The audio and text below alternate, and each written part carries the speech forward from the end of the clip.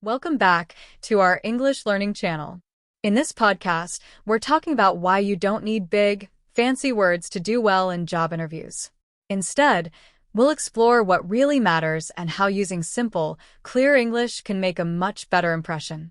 Curious to watch? Let's get started. Okay, so you want to be amazing at talking to people, maybe for a job interview or just in everyday life. We all want to connect with others and share our ideas, in a way that makes them listen. So today we're going to dive deep into some simple but powerful communication tips. And don't worry, we're keeping things clear and easy to understand even if English isn't your first language. That's right. A lot of people think good communication is about using big fancy words. But the truth is it's much more about being clear and real. Exactly. It's like cooking. Sometimes the best meals are made with just a few simple ingredients. Right. Think about it. Would you rather listen to someone who uses a bunch of words you don't understand?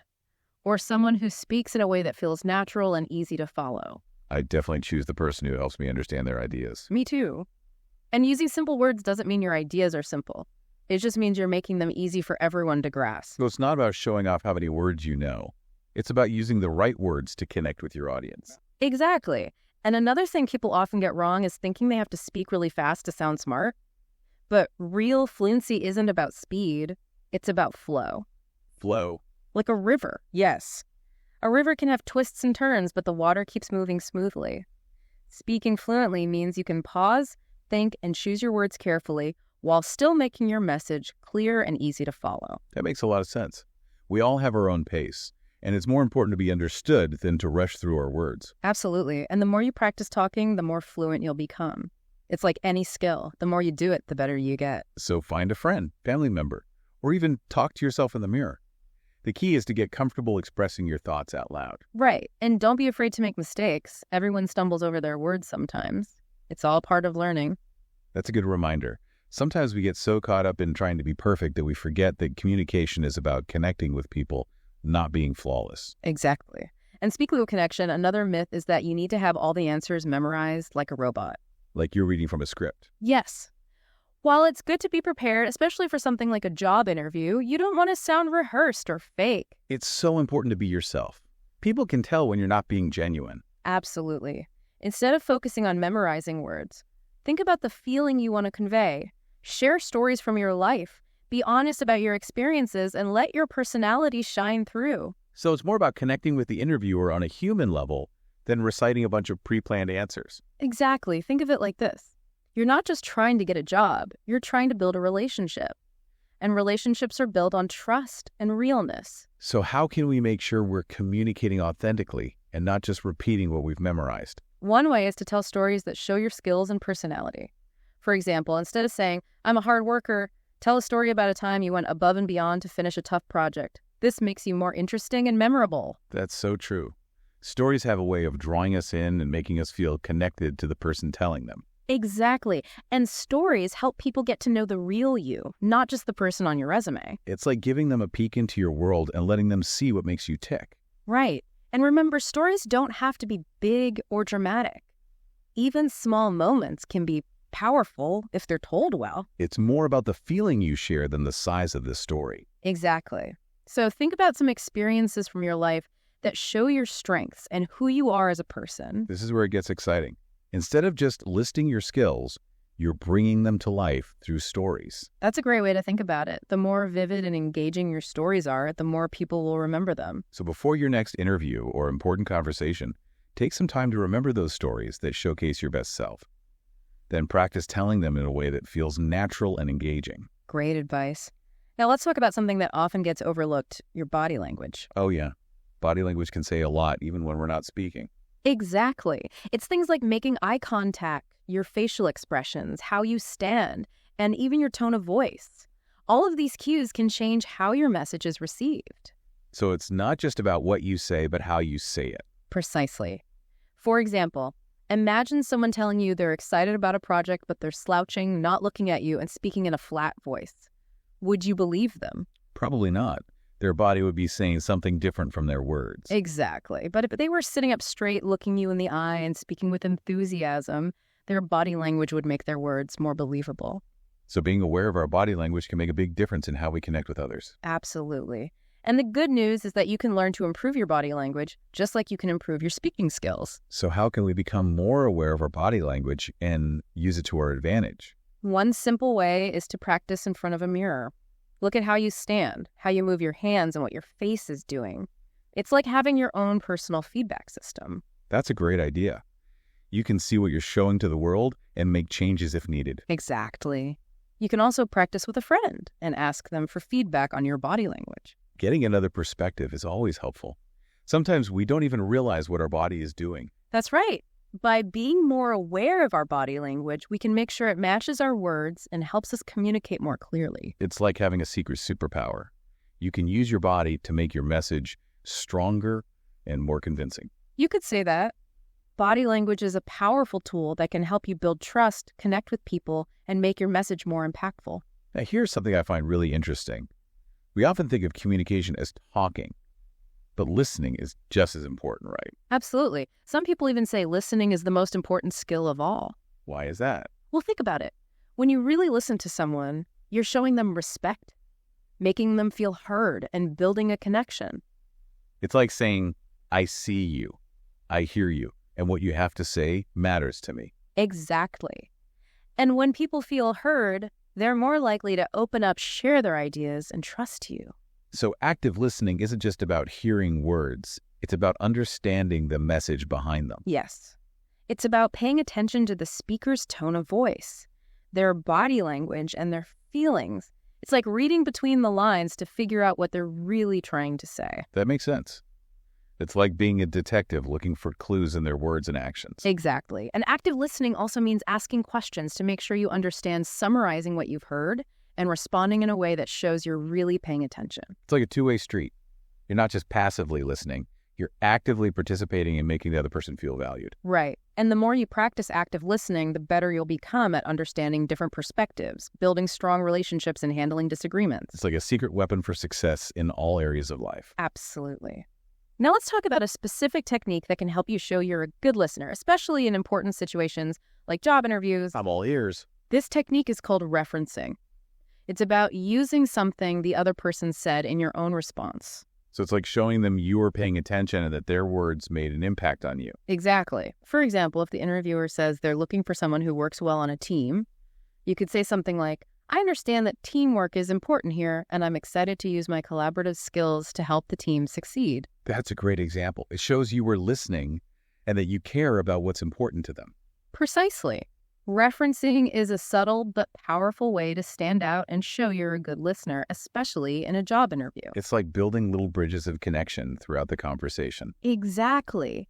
And remember, you can use referencing in any conversation, not just job interviews. So it's a valuable skill that can help us connect with people in all areas of our lives. Absolutely. Now let's take a moment to review some of the important points we've discussed so far. Sounds good. It's always helpful to pause and think about what we've learned. First, we busted the myth that good communication is all about using big words. We learned that it's much more important to use clear, simple language that everyone can understand. Right. It's about getting your message across. Effectively not showing off how many words you know. Exactly. Next, we talked about fluency and how it's not about speaking fast, but about expressing yourself smoothly and naturally. Like that river flowing effortlessly, even with twists and turns. Perfect analogy. We also talked about the importance of practicing to become more fluent. Talking to friends, family, or even practicing in the mirror can help a lot. Absolutely.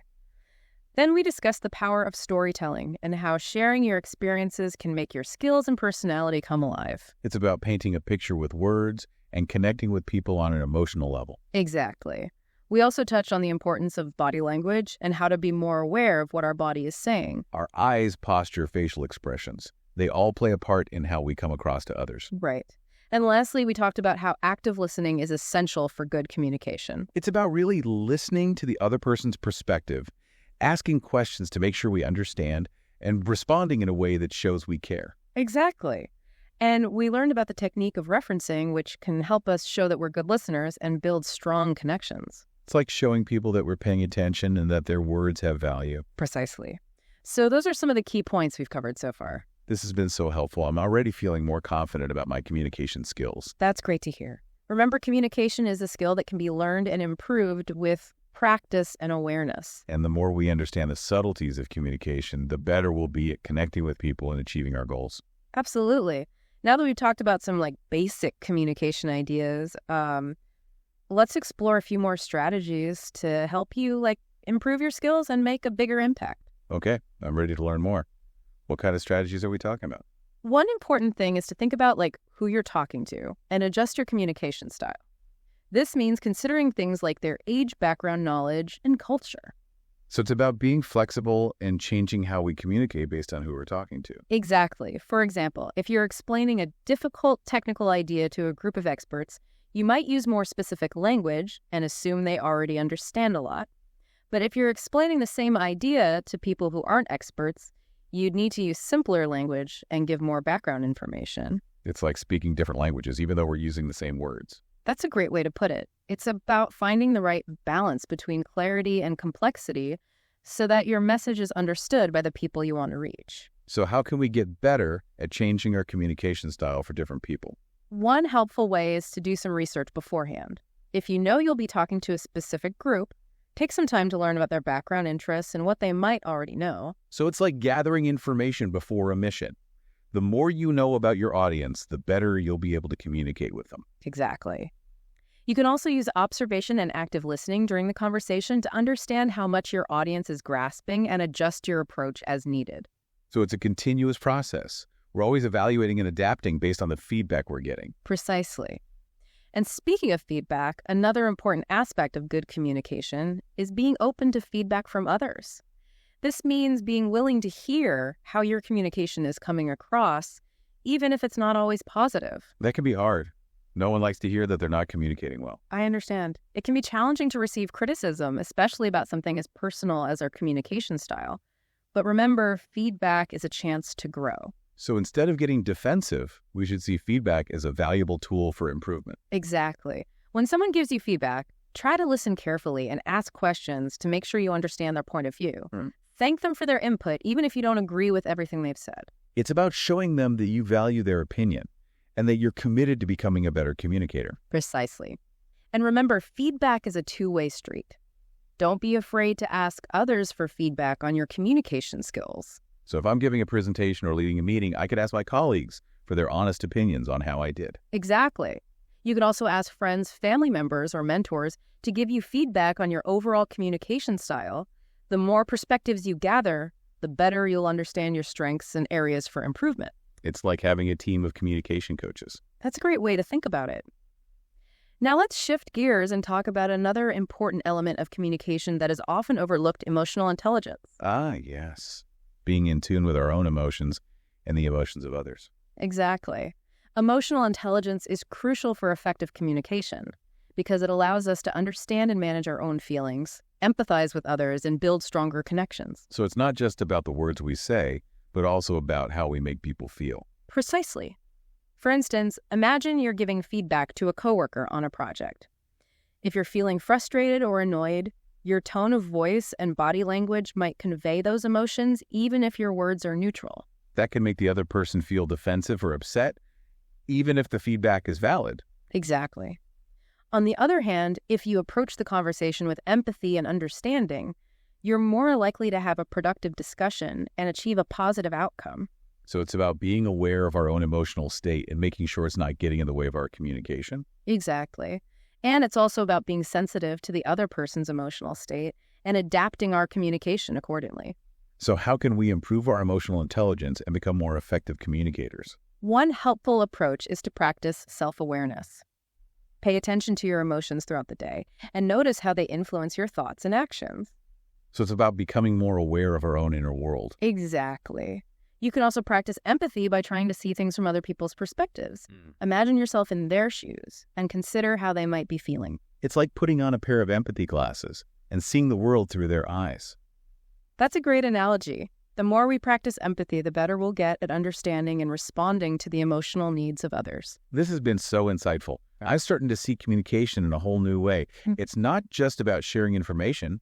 It's about building relationships, understanding emotions, and making a positive impact. I'm glad to hear that. Remember, communication is a lifelong journey of learning and growth. The more we practice and refine our skills, the more effective we'll become at connecting with others and achieving our goals. I'm ready to keep learning. Yeah. What other insights do you have for us? So we've covered a lot of ground today, from like using clear language to active listening and emotional intelligence. But before we wrap up, I want to touch on one more important aspect of communication that can really make a difference, especially in situations like job interviews. I'm all ears. What's this secret ingredient for communication success? It's confidence. When you communicate with confidence, you project an aura of credibility and competence that can instantly elevate your message and leave a lasting impression. I see what you mean. Confidence makes people believe in you and what you have to say. Exactly. But here's the thing. Confidence isn't about being arrogant or boastful. It's about believing in yourself, your abilities, and the value you bring to the table. It's about being comfortable in your own skin and expressing yourself authentically without worrying about what others think. That's it. So how can we cultivate this unshakable confidence that some people seem to have naturally? That's a great question. What are your thoughts? Well, one important factor is preparation. The more prepared you are, the more confident you'll feel. So if I'm going into a job interview, I should research the company, practice my answers to common interview questions, and plan my outfit and transportation to avoid any last-minute stress. Exactly. The more you can anticipate potential challenges and prepare for them in advance, the more composed and confident you'll feel when the pressure is on. It's like having a mental roadmap to success. I like that. And remember, preparation isn't just about gathering information. It's also about practicing your delivery. So rehearsing my presentation in front of a mirror, recording myself to analyze my tone of voice and body language, and even doing mock interviews with friends or family. Exactly. The more you practice, the more natural and effortless your communication will become, which in turn will boost your confidence. It's like training for a marathon. Mm-hmm. The more miles you log, the stronger and more resilient you become. Another great analogy. Now, another key ingredient of confidence is self-awareness. So understanding our strengths and weaknesses, our values and beliefs, and how we typically come across to others. That's right. When you have a solid understanding of yourself, you're less likely to be thrown off by negative feedback or self-doubt. Because you know who you are and what you stand for. Precisely. And you're also more likely to recognize and use your strengths, which can further boost your confidence. So it's about embracing our unique qualities and making them work for us. Exactly. And remember, confidence isn't about being perfect. It's about being comfortable with who you are, imperfections and all.